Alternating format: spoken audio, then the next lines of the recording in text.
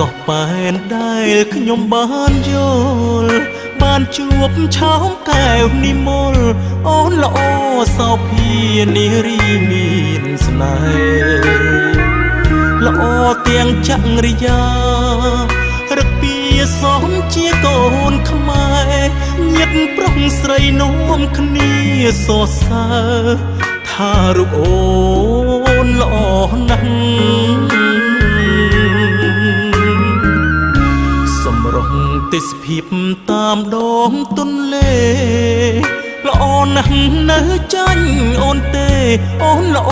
រទ្វេសម្រស់តូចតនសង្វែងរលោងវងភាំងមូលល្អដូចចាន់បេះដូងបងញាប់ញ័រពេញប្រានពេលអូនបាញ់កាយភ្នែកមកបងក្រុងកំពុងចាមនៅក្បែរស្គាល់ចិត្តស្រីច្បាស់សូមជួយប្រកាសពាក្យពេចន៍បងសូមចងក្រងអោស្ពានឫស្សីមេត្តាសូមជួយចម្លងសូមផ្ញើវាសនាផងបើពិតជាគូ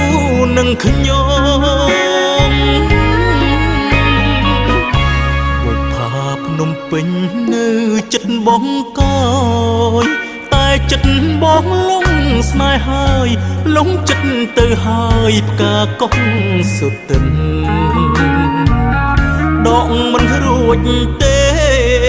សំផស្សកុលាបមានមុនហាក់បីដូចសណ្ដំចិត្តខ្ញុំឲ្យនឹកមុំគ្មានពេលរសាយ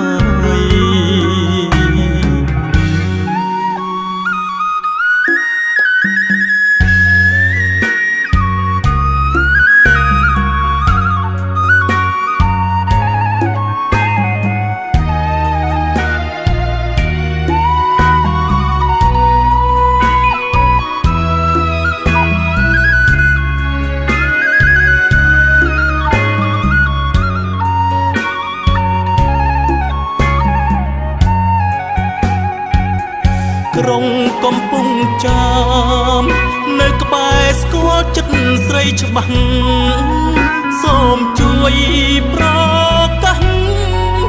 ពាក្យពេចន៍បងសូមចងក្រង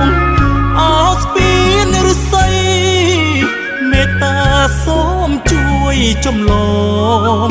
សូមផ្ញើវាសនាផងបើពិតជាគូនឹងខ្ញុំ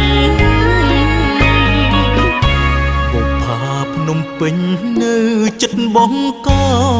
យតែចិត្តបងលងស្នេហ៍ហើយលងចិត្តទៅហើយផ្កាកុក